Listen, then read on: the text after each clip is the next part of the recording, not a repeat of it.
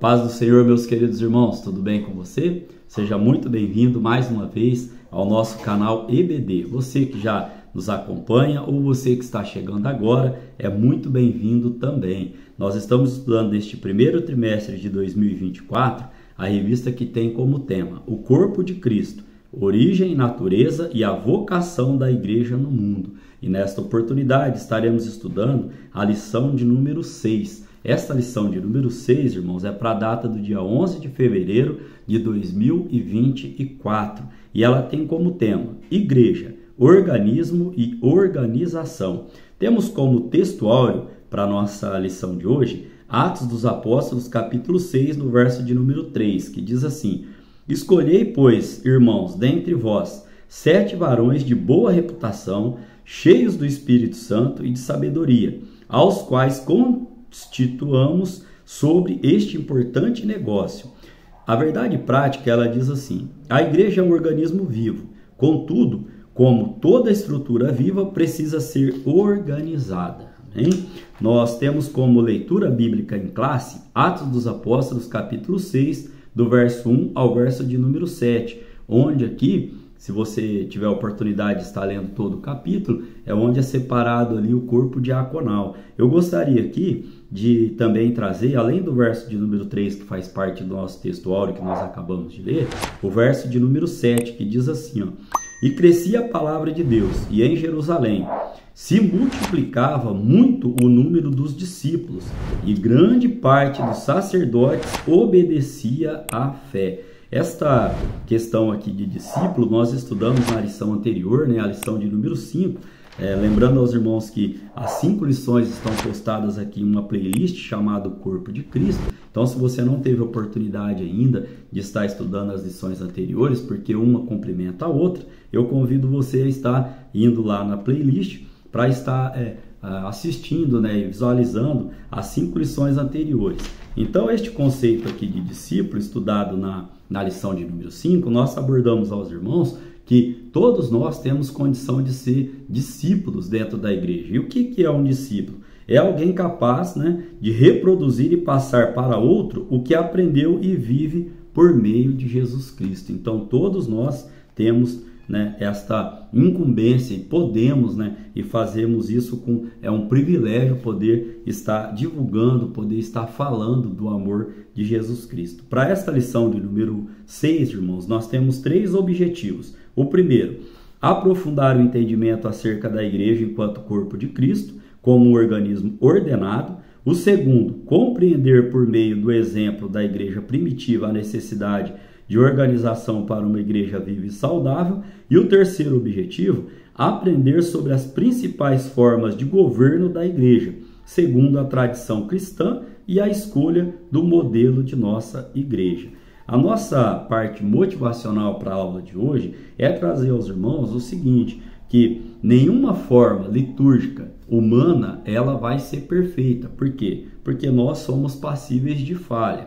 Porém, como Igreja de Jesus Cristo, nós temos no mínimo 2 vantagens. Quais são essas vantagens? A primeira é que nós temos a palavra de Deus como nosso manual de fé e conduta. E a segunda, temos o Espírito Santo do Senhor como um conselheiro fiel para todas as nossas dificuldades, intempéries e situações. Caminhando aqui para a nossa parte de introdução da aula de hoje, podemos trazer aos irmãos que nesta lição vamos conhecer a igreja como um organismo e uma organização. E a palavra-chave para a nossa lição de hoje são 2. Normalmente o autor coloca só uma, mas nesse caso aqui nós estaremos falando de 2, que serão organização e organismo. Então, ainda nesta parte introdutória, conheceremos os 3 principais sistemas de governo adotados pela tradição cristã ao longo dos anos, e em qual ou quais deles a nossa Igreja Assembleia de Deus ela está enquadrada. Lembrando aos irmãos que em si, nenhum desses sistemas de governo aqui, ele é mau em si mesmo. O que vai trazer a caracterização de cada um é o seguinte, é que eles são administrados, porém, como tudo que é humano, ou seja, os 3 sistemas aqui são adotados por pessoas. E tudo que é humano está sujeito ao quê? A acerto e a erros, né? Então, caminhando aqui para os nossos tópicos da lição de hoje, estaremos estudando 3 tópicos e cada tópico, né, contém aí os seus subtópicos. O primeiro tópico, ele tem o seguinte subtópico aqui, ó: a igreja como organismo.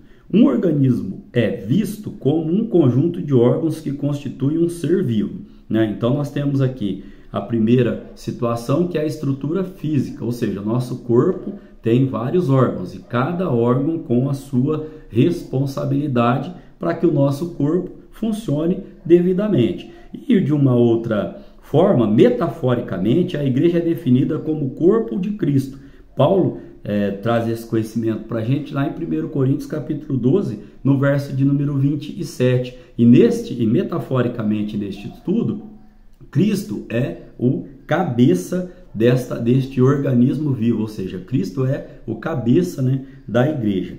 Os membros não existem independentemente um dos outros, seja isso no corpo humano ou, né, metaforicamente falando, dentro da igreja. Por quê? Porque uns precisam de outros, ou seja, ninguém faz nada sozinho, né? A igreja, como um organismo vivo, ela tem o cabeça que é Cristo e, comparando com o corpo humano, cada um dentro da igreja tem as suas funções. O segundo subtópico vai trazer que a igreja como organização. Aqui podemos ver que a igreja, né, a igreja primitiva, ela era simples, porém, todavia, ela já tinha, né, a sua forma ali de ser organizada. Então, ela seguia a liderança centralizada dos apóstolos, conforme Atos capítulo 16, no verso de número 4. Os apóstolos doutrinavam a igreja, cuidavam da parte administrativa, instruíam lideranças locais, também se reuniam em concílio e, por outro lado, precisamos diferenciar uma igreja organizada de uma igreja institucionalizada. Esse termo institucionalizado, irmãos, é aquela igreja que plastifica conforme valores do sistema, né? Aquela igreja que já deixou de seguir a palavra do Senhor para estar enquadrada em um sistema. Isto é uma institucionalização, ou seja, esta igreja ela já está institucionalizada. E nós sabemos o quê?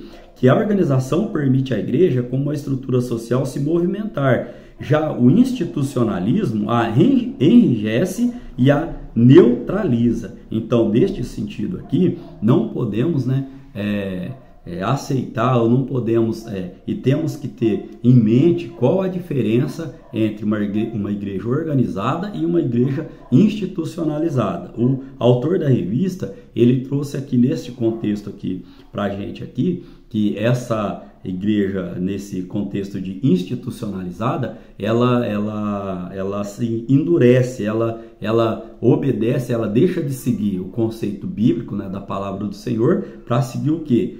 Valores, né, do seu próprio sistema. Nós estaremos falando, né, voltando a falar sobre este assunto aqui no decorrer da nossa aula de hoje, mas podemos trazer ainda para finalizar este subtópico de número 2, que uma igreja organizada se mantém viva e uma igreja institucionalizada caminha para a morte. O terceiro subtópico traz organismo e organização.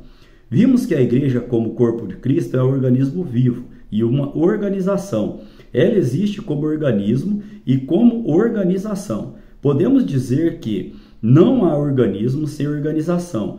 Todo organismo precisa de organização, mesmo as estruturas mais simples, como nós vimos lá na igreja primitiva. É bem verdade também que o autor da revista ele pontua aqui que algumas pessoas acreditam que a igreja existe somente na forma de organismo e não na forma de organização. E dessa maneira não precisaria, né, de ter aí as suas lideranças. Porém, de acordo com a Bíblia, de acordo com a palavra do Senhor, nós encontramos a igreja tanto como organismo vivo e também, né, organizado.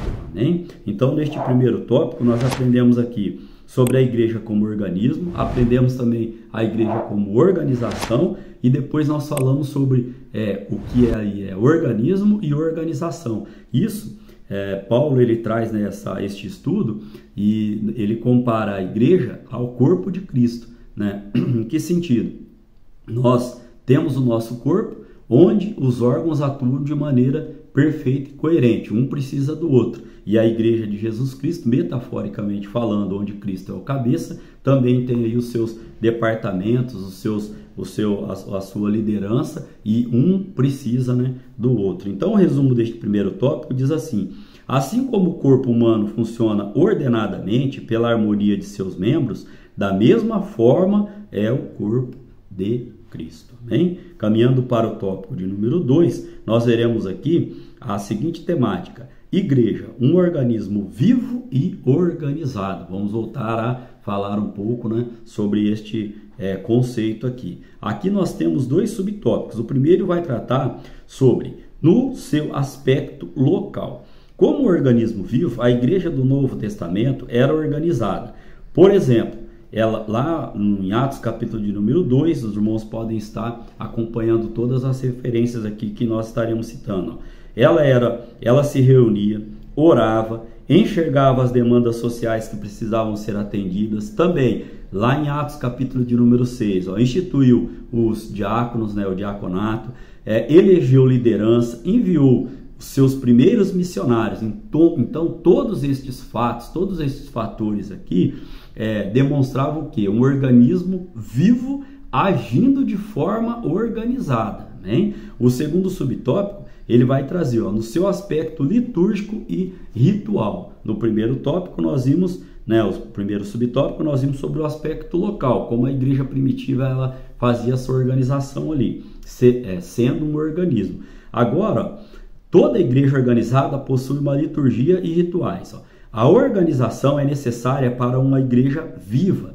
Uma igreja organizada, por exemplo, mantém a decência e a ordem no culto. Paulo vai falar isso lá em 1 Coríntios, capítulo número 14, no verso de número 40. E nesse contexto aqui ainda, vemos a igreja primitiva batizando seus primeiros crentes em águas, lá em Atos capítulo de número 8, e realizando a ceia do Senhor. Lá Paulo explicando, em 1 Coríntios capítulo 11, no verso de número 23, que é o nosso texto aqui de Santa Ceia. Nós voltaremos, irmãos, a tratar sobre o batismo e a Santa Ceia em lições aí posteriores da nossa revista. Por exemplo, lá na lição de número 9, nós vamos estudar sobre o batismo. E na lição de número 10, nós vamos estar estudando sobre a ceia do Senhor. Então, nos acompanhe e até o final do trimestre nós traremos também esses dois contextos aqui mais aprofundados. Este tópico de número 2, então, nós temos aqui,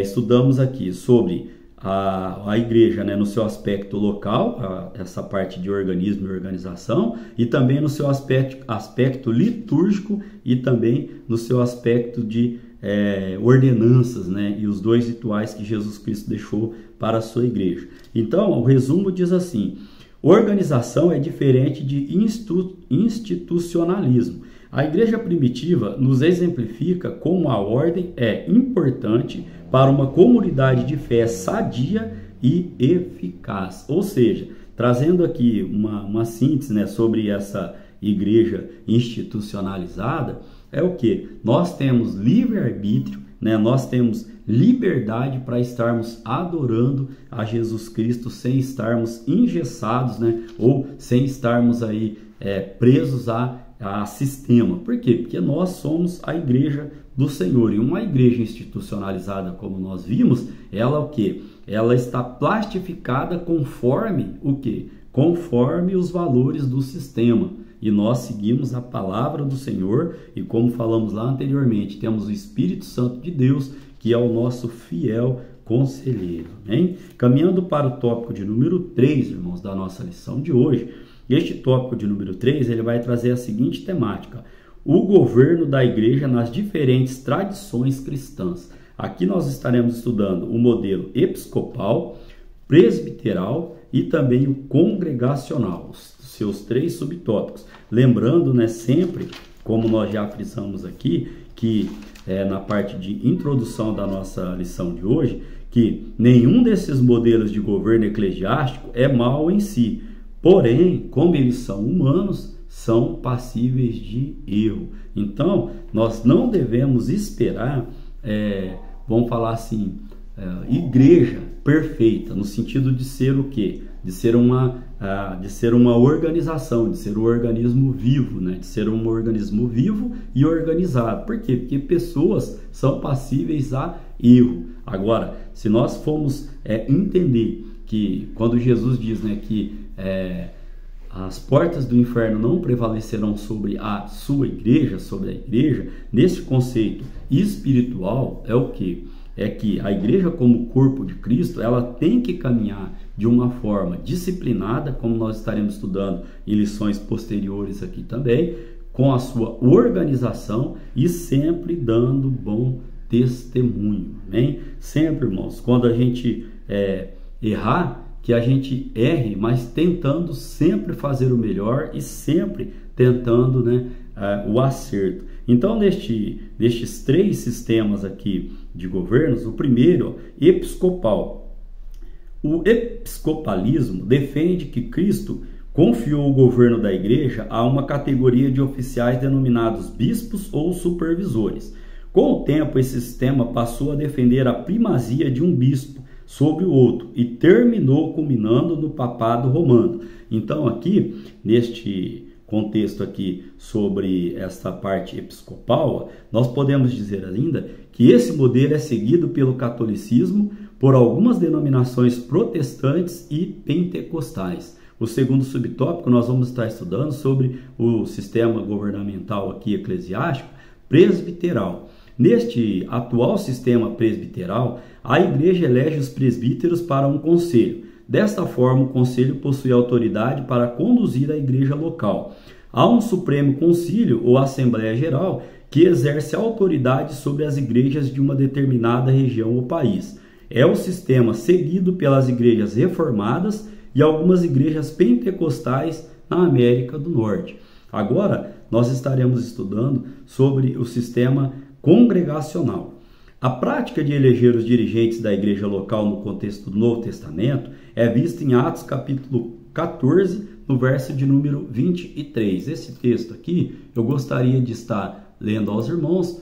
Atos capítulo 14, no verso de número 23. Diz assim, Atos 14, 23.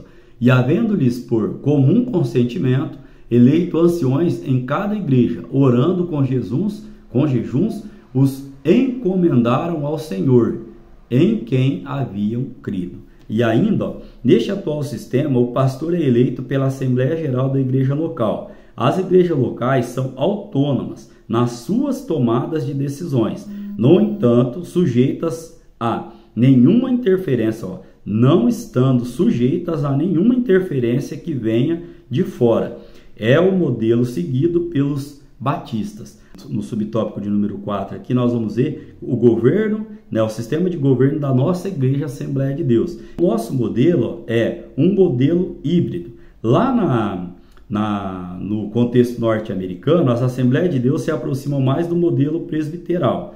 Por outro lado, no contexto brasileiro, a nossa igreja reúne elementos do sistema episcopal e congregacional. Aqui eu gostaria de estar trazendo também aos irmãos um texto, né, que nós extraímos aqui do nosso auxílio, que diz assim, as Assembleias de Deus, especialmente no Brasil, certamente em razão de se constituir inicialmente de crentes de diversos grupos evangélicos, atraídos pela crença bíblica do batismo e do Espírito Santo, do ponto de vista administrativo, ministerial, adotaram uma posição intermediária. Não admitem hierarquia, não aceitam o episcopado formal, senão o conceito bíblico de que o pastor é o mesmo bispo mencionado no Novo Testamento. Admite, entretanto, o cargo separado de presbítero. O presbítero, né, anteriormente chamado de ancião, é o auxiliar do pastor. Porém, em algumas regiões, em campo de evangelização das Assembleias de Deus, de certo modo, é-lhe dado o cargo correspondente de pastor, onde, na ausência deste, ele desempenha todas as funções pastorais, unge, ministra, asseia e batiza.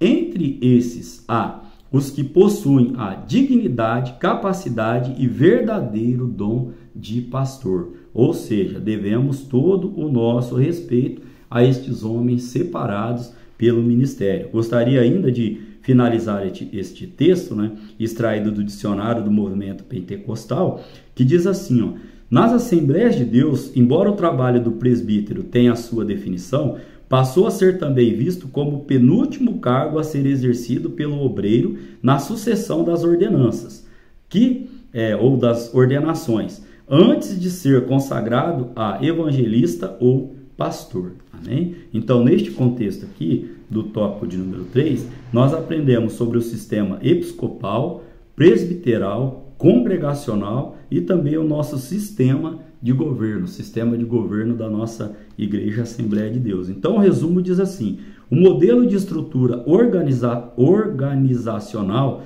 no Novo Testamento inspira a tradição cristã ao longo dos anos e a regulamentar seus ministérios. Nós temos como conclusão para a nossa lição de hoje, irmãos, nesta lição fizemos uma análise da igreja como organismo e organização. Foi uma lição mais assim técnica, né? Uma lição mais instrutiva de como, conhecendo, né, os 3 sistemas aí de governo, né, de governo eclesiástico, bem como também o nosso sistema de organização. Então, podemos dizer que o que ficou claro é que as Escrituras destacam a igreja como um organismo vivo e organizado. E nesse aspecto, juntamente com os presbíteros e diáconos, o colégio apostólico dava corpo e forma ao ministério local da igreja neotestamentária.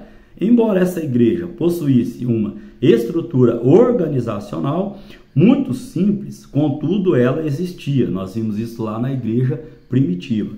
Por outro lado, embora não haja nenhuma norma específica de como deve ser o governo da igreja no Novo Testamento, ao longo dos anos os cristãos têm procurado se inspirar no texto bíblico para regulamentar seus ministros e ministérios. E aí, se você quiser ainda se aprofundar, né, sobre este assunto, nós temos aí vários livros, né, da Assembleia de Deus, né, a editora CPAD, que trata, né, um deles é esse que eu citei aqui, né, Araújo, Isael Araújo, Dicionário do Movimento Pentecostal, Rio de Janeiro, CPAD 2007, está lá na página 715 e a página 716. Um dos livros que nós temos, né, para trazer melhores, né, um conceito mais aprofundado sobre o nosso sistema aqui de governo, né, na nossa igreja Assembleia de Deus. Querendo Deus, irmãos, estaremos aqui para estar estudando a lição de número 7. E esta lição de número 7, ela trará